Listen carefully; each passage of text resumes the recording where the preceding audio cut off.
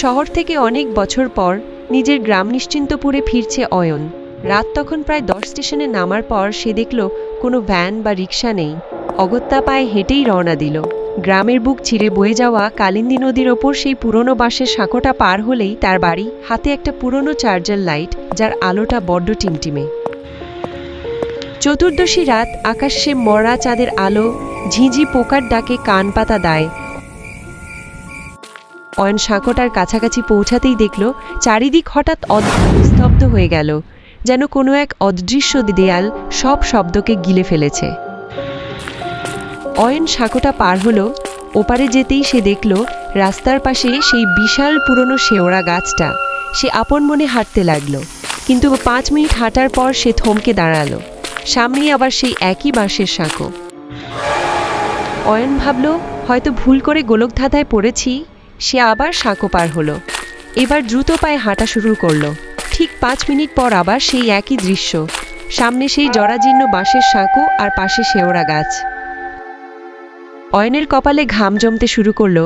সে pocket থেকে phone বের করলো, দেখলো নেটওয়ার্ক নেই আর ঘড়ির সময় স্থির হয়ে আছে 10টা 10।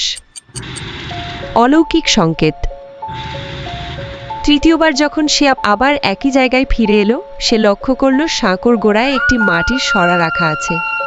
প্রথমবার সেটা খালি ছিল, কিন্তু এবার সেখানে এক মুঠো সর্ষে ছড়ানো আর একটা সিন্দুর মাখানো লেবু। অয়ন বুঝতে পারল সে কোনো সাধারণ পথে নেই, সে কালচক্রের মায়ায় আটকা পড়েছে।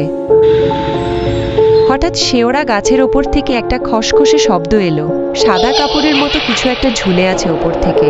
অয়ন চিৎকার করে দৌড়াতে শুরু করলো, কিন্তু যতবারই সে দৌড়ায় প্রতিবারই সে সেই মাটির সরার সামনে এসে থামে, যেন পৃথিবীটা এই কয়েকশো গজের মধ্যে সীমাবদ্ধ হয়ে গেছে।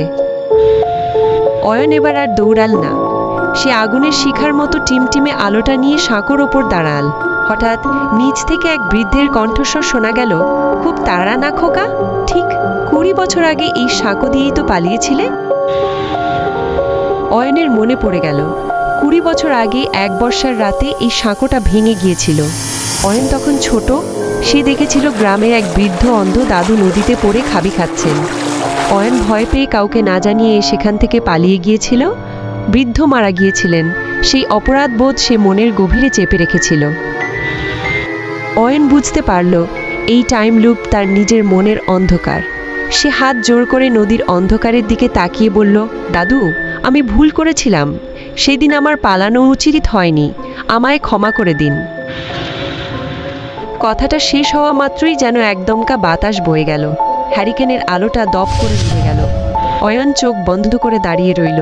কয়েক সেকেন্ড পর সে শুনতে পেল দূরে কোথাও কুকুরের ডাক আর ঝিঝি পোকার শব্দ ফিরে এসেছে। চোখ মেলে সে দেখল সে নিজের বাড়ির গেটের সামনে দাঁড়িয়ে। ঘড়ির কাঁটাটা 10টা 10-এ পৌঁছে গেছে।